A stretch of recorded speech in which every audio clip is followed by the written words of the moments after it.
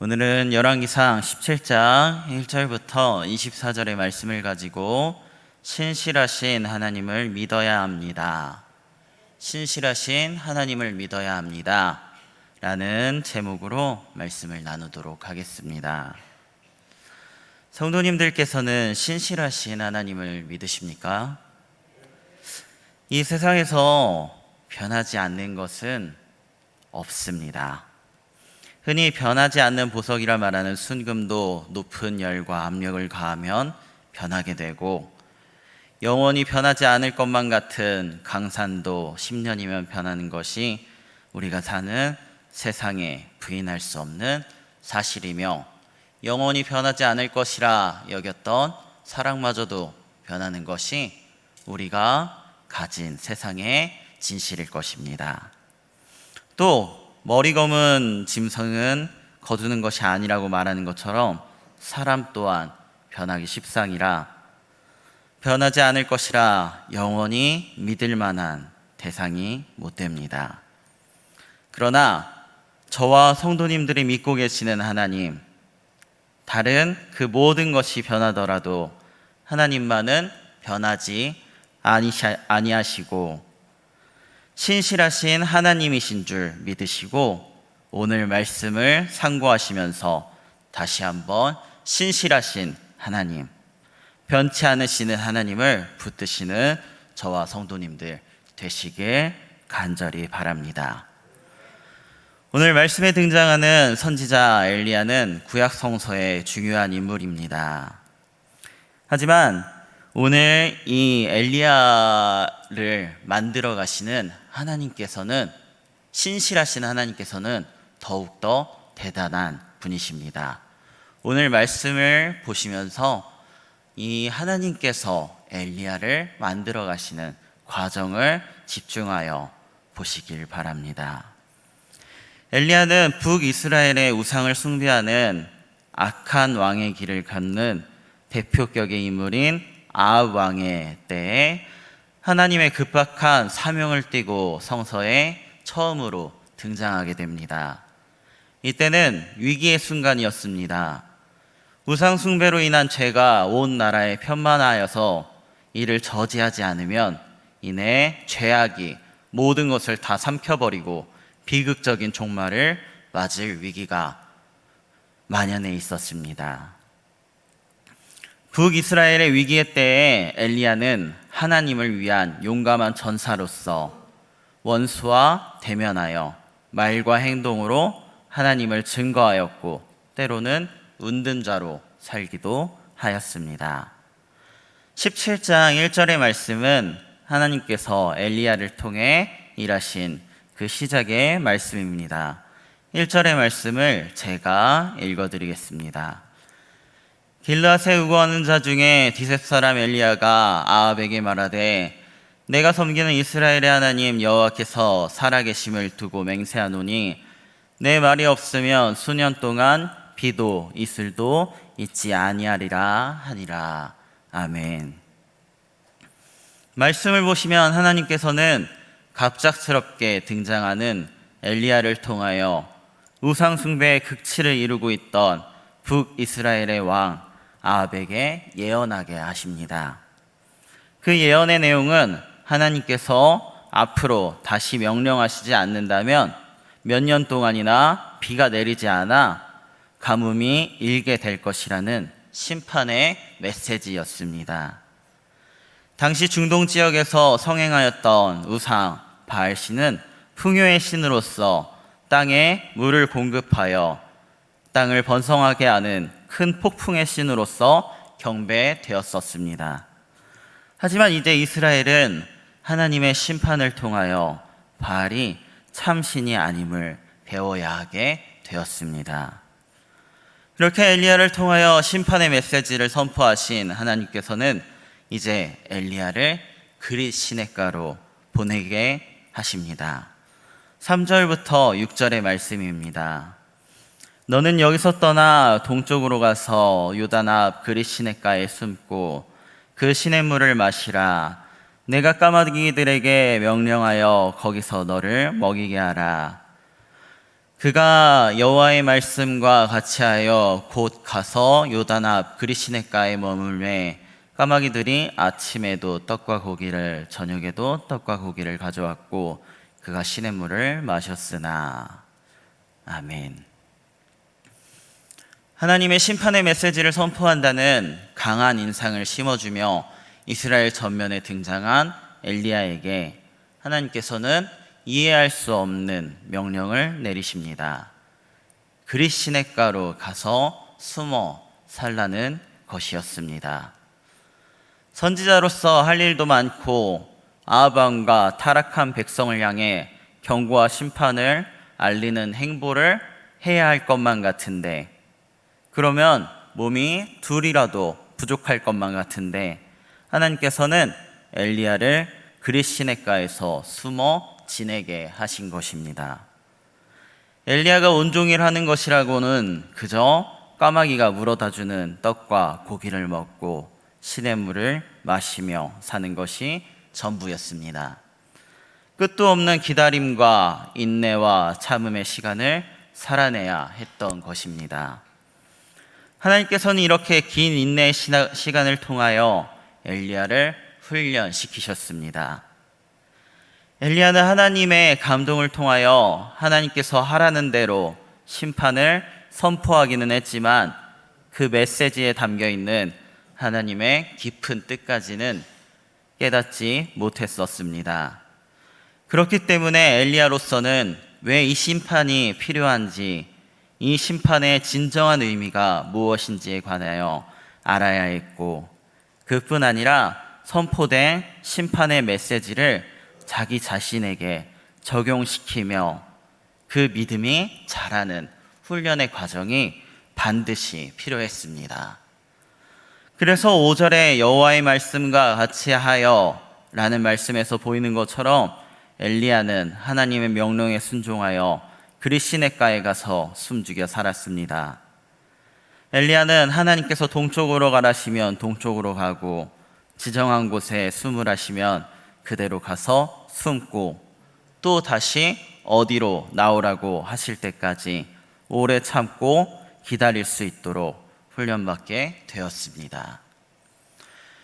그리고 이렇게 순종하는 자에게 하나님께서는 가뭄 속에서도 까마귀를 통하여 음식을 공급받는 은혜 또한 체험하게 하셨습니다. 저와 성도님들 또한 마찬가지일 것입니다. 때로는 하나님께서 우리를 인도하시는 일들이 이해가 가지 않는 것들이 있을지도 모르겠습니다. 머리로 이해가 가지 않고 마음에도 들지 않을지도 모르겠습니다. 그러나 하나님께서 말씀을 통하여 인도하시고 주의 종을 통하여 인도하시는 것을 순종하는 훈련을, 그 과정을 기쁘게 통과할 때에 저와 성도님들 또한 엘리야처럼 하나님께서 예비하신 은혜를 입게 될 것입니다. 하나님께서는 때가 되면 새로운 길로 인도하십니다. 하나님께서는 그리시네가에 물이 마른 것을 통하여 심판의 예언이 현실로 이루어진 것을 보이시고 이제 엘리야를 더 큰 믿음을 보여야 하는 것으로 인도하십니다. 9절의 말씀입니다. 너는 일어나 시돈에 속한 사르밧으로 가서 거기 머물라. 내가 그곳 과부에게 명령하여 내게 음식을 주게 하였느니라. 아멘. 이제부터 엘리야가 가야 할 사르밧은 시돈과 불과 16km밖에 떨어지지 않은 거리에 있는 곳입니다. 시돈은 엘리야의 목을 찾느라 혈안이 되어 있는 아합 왕의 부인 이세벨의 부왕 엣바알이 사는 곳으로 바알 경배의 본산지입니다. 그렇기 때문에 사르밧에 가려면 엘리야로서는 목숨을 걸어야 했을 것입니다. 만약 엘리야가 그리시네가에서 이해할 수 없는 하나님의 훈련에 통과하지 못했다면, 그래서 믿음이 자라는 과정을 통과하지 못했다면 이 과정들을 감당할 수 없었는지도 모르겠습니다. 그렇게 엘리야는 목숨을 걸고 사르밧으로 가서 머물게 되었습니다. 그렇게 머물게 된 사르밧에서 고귀하고 커다란 임무가 그를 기다리고 있었을까요? 아니었습니다. 하나님께서는 또 다시 한번 이해할 수 없으며 너무나 작고 보잘것없는 듯한 그런 명령을 엘리야에게 내리십니다. 하나님께서는 엘리야가 한 과부에게 그 몸을 의탁하게 하는 명령을 내리십니다. 문제는 그 상황이 그 과부가 하나 남은 가족인 아들과 함께 한 줌 남은 밀가루로 빵 한 조각을 만들어 먹고 죽으려고 하던 순간에 이루어졌다는 것이었습니다. 그럼에도 불구하고 하나님께서는 다시 한번 또 이해하지 못할 일들을 행하게, 말하게 하십니다. 이제 먹고 죽으려고 하는 과부와 아들의 마지막 식량을 빼서 엘리야에게 먼저 주면 떨어지지 않는 식량을 약속할 것이라는 겁니다. 그 하나님의 말씀을 엘리야는 과부에게 가서 똑같이 순종하였습니다. 그랬을 때에 하나님께서는, 신실하신 하나님께서는 이번에도 변하지 아니하시고 엘리야에게도 과부에게도 약속을 지키셨습니다. 정말로 죽을 각오를 하고 먼저 하나님 말씀대로 선지자에게 최후의 식량을 주었더니 가뭄이 끝날 때까지 통의 가루와 병의 기름이 없어지지 않는 기적을 체험하게 하신 것입니다. 그러나 은혜의 때도 잠깐이었는지 일용할 양식으로 살만해진 사르밧 과부의 가정에 큰 일이 또 다시 한번 닥쳐오게 됩니다. 바로 마지막 남은 가족이었던 아들이 결국 병들어 죽게 된 것입니다. 크나큰 슬픔 속에서 과부는 감사를 찾지 못합니다. 당연하겠지요. 사람이 일이 잘 될 때는 누구나 감사가 쉽게 터져 나오고 기쁨이 넘치지만 갑자기 너무나 큰 어려움이 닥치면 급변하기 마련입니다. 그런데 절대 잃어서는 안 될 가족을 잃게 되었으니 과부는 큰 슬픔에서 헤어나오지 못하게 됩니다.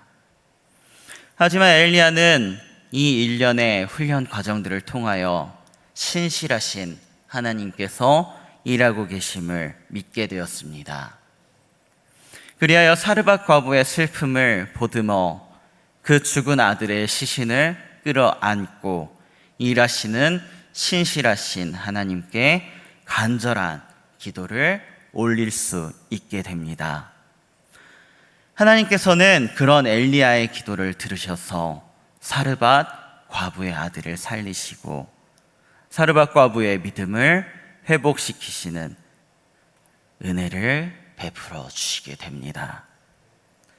사랑하는 성도님들, 하나님께서는 능력이 많으신 분이십니다. 또한 전능하신 하나님이십니다. 정말 믿을 만한 신실하신 하나님이십니다. 또한 변치 않으시며 어제나 오늘이나 동일하신 하나님이 저와 성도님들의 하나님이십니다. 그러나 우리 삶 가운데 이를 믿는다는 것은 말처럼 쉽지 않을 때가 너무나 많은 걸 우리 스스로가 가장 잘 알고 있는 것 같습니다.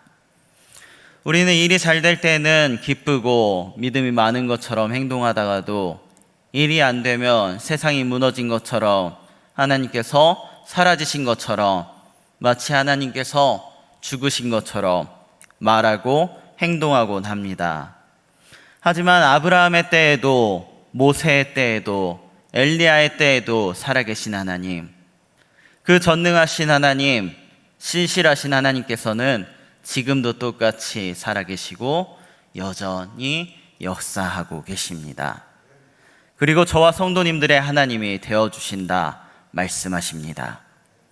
오늘 이 예배에 참여하신 모든 성도님들께서는 신실하신 하나님, 그 하나님을 믿는 믿음을 통하여 의심하지 않고 일평생 주님만 의지하고 날마다 은혜를 누리며 살아가게 되는 그런 믿음 있는 성도님들이 되시길 간절히 소망합니다. 또 오늘 기도하면서 하나님, 오늘 내가 신실하신 하나님을 믿기를 원합니다. 나에게 믿음을 더하여 주시옵소서. 이렇게 기도하시다 돌아가실 수 있는 우리 성도님들 되실 수 있길 소망합니다. 기도하시겠습니다.